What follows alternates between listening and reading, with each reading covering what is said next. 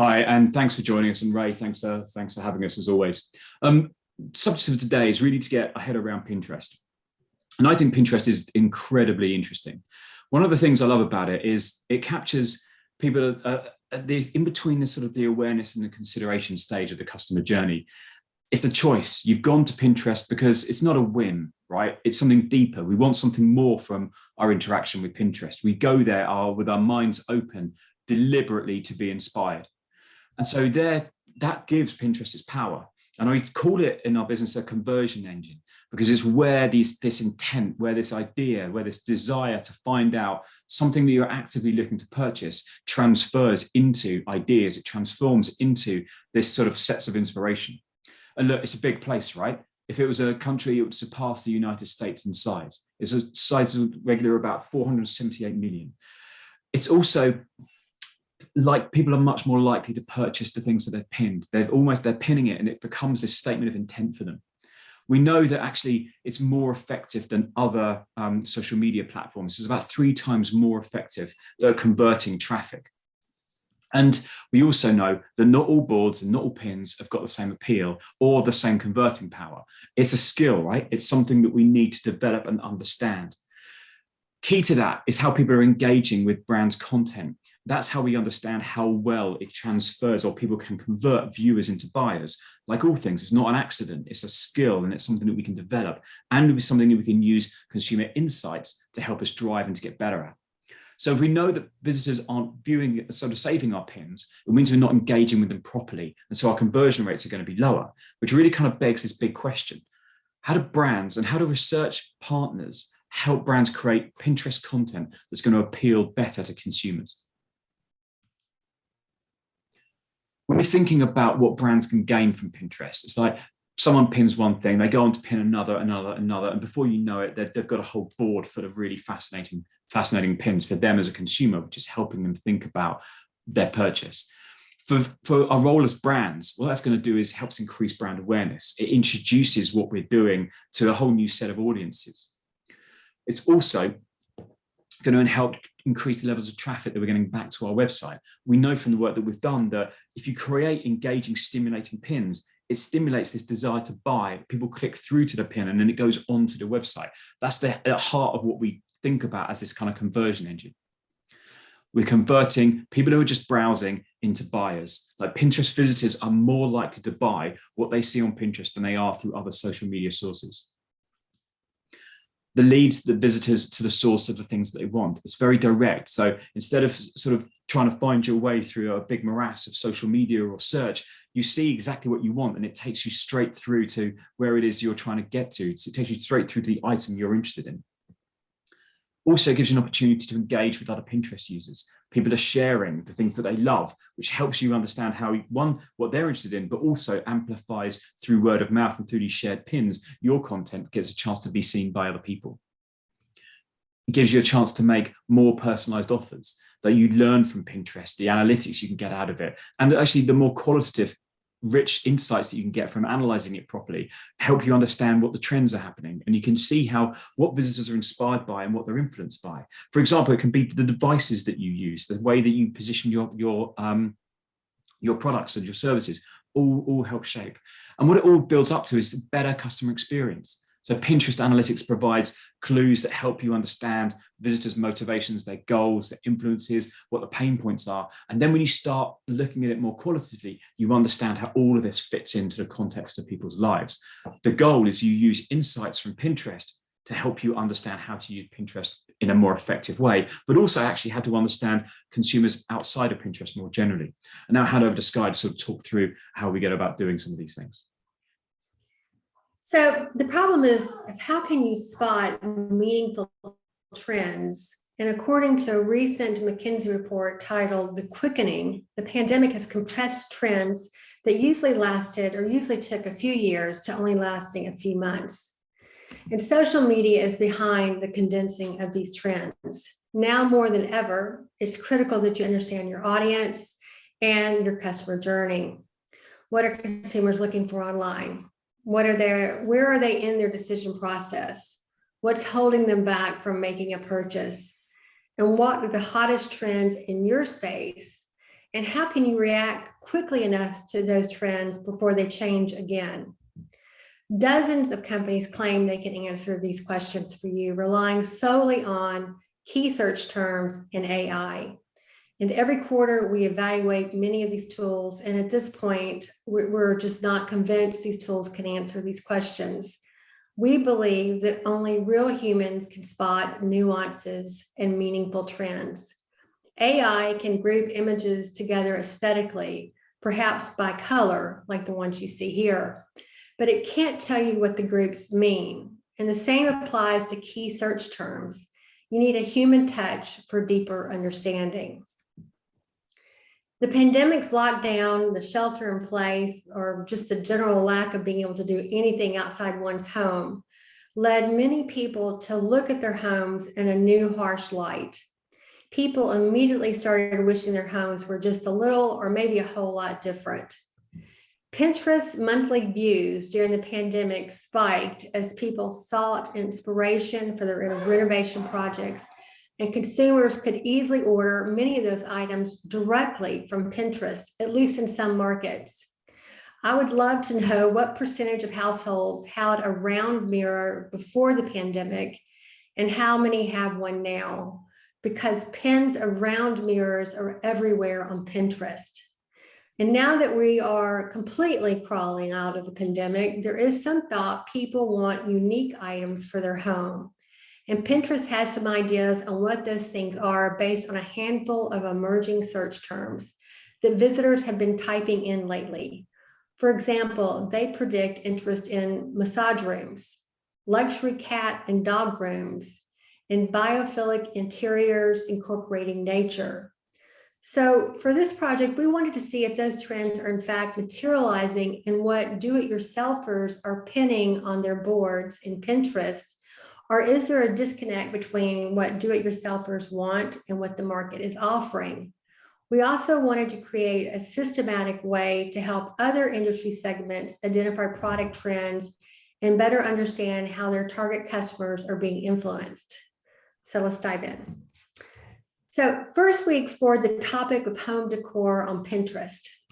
We found that there were 19 terms associated with home decor, and then several additional search terms related to subcategories of home decor. These are keywords that you can tag to your pins to ensure they reach people as they search for a specific idea on Pinterest. So for example, if you're promoting living room furniture, Pinterest suggests targeting people searching for living room decor or home decor ideas. So we used all of this as a foundation for what we call our code frame for identifying what visitors are pinning on Pinterest. Then we use Google search terms, a Google search term tool called SERPstat to more fully explore all the key search terms associated with the do-it-yourself home decor. We also reviewed the top questions people ask when searching terms related to do-it-yourself interior design, and we pulled down a list of URLs associated with interior design. At this point, we had what seemed like the keyword universe of everything related to do-it-yourself interior design. But before we could begin to streamline that list to use for a code frame, we had to make sure that we had all the search terms related to the emerging trends. And for this part, we just went back and read articles posted on the top URLs. And we didn't stop reading until there was nothing new to learn. I think it's important to stress AI can't do this. Then we took this massive list of keywords and coded a small set of Pinterest boards to identify the must-have codes and eliminate those that were likely to produce few mentions. We then, when we were designing the code frame, we noted other things that we could also capture from a Pinterest account, such as the number of followers, monthly views, pins created, pins saved, the type of account, type of pins created and saved, whether pins were populated with people or pets. And in some cases, we identified the gender and the age. For about a third of the accounts, we could identify that. And then also the do-it-yourself topics that were addressed both in pins created and saved.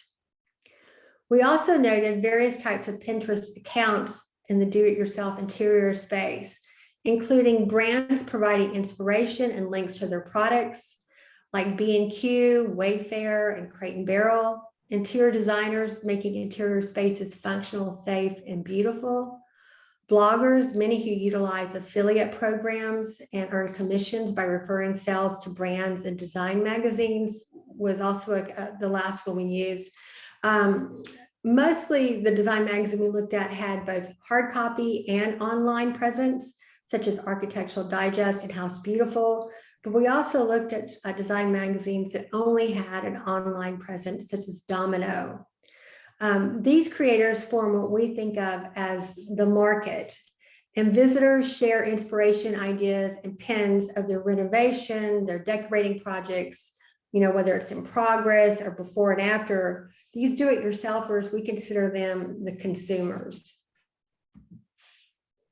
We generated the sample for this project using the same key search terms, and we filtered the sample focusing only on Pinterest accounts.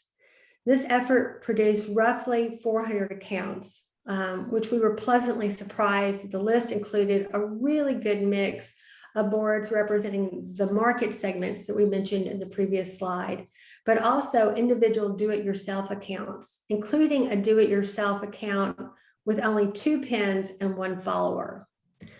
But to be sure we had a good mix of boards representing what we're calling the market, we went back to our initial article reading and added any names we came across. Thankfully, most of the names were already part of the list that was generated using the key search terms, and a few of them did not have Pinterest accounts. It was interesting, if they did have a Pinterest account, chances were very likely that what they did have instead was an Instagram account. Then we randomly selected 250 Pinterest sites, randomized the order, and started immersing ourselves in the boards. We recorded our first impressions and our second impressions after looking further. We noted how the pins were presented and grouped in boards, the types of pins created, shared, and repinned. Where possible, we captured who was pinning. Was it a brand, a blogger, an interior designer? We also noted the do-it-yourself topics being promoted and the general color palette of the objects presented. Each Pinterest account viewed was coded using 115 specific codes across 14 broad categories. In addition to the observations mentioned on the previous slide, we also captured the rooms that were featured, macro trends, materials and fabrics used, forms presented, ceiling accents, lighting, wall textures such as brick and paneling, flooring, and special trends associated with the kitchen, bathrooms, and bedrooms. And to ensure consistency in the way things were being coded, we had 2 analysts code several of the same Pinterest accounts, and then we compared their codes. And we found the coding between the 2 analysts to be very consistent. Early in the coding process, I also went back to accounts that I personally had coded the previous day to see if my own codes were involving the more time I spent on Pinterest. And thankfully, they remained consistent as well. It's important to know that multiple codes could apply to a single pin.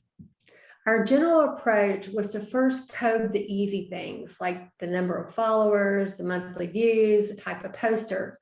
Then we recorded our first impressions, almost kind of trying to put our mind in the same set as the visitor on a mission and how they would assess the site.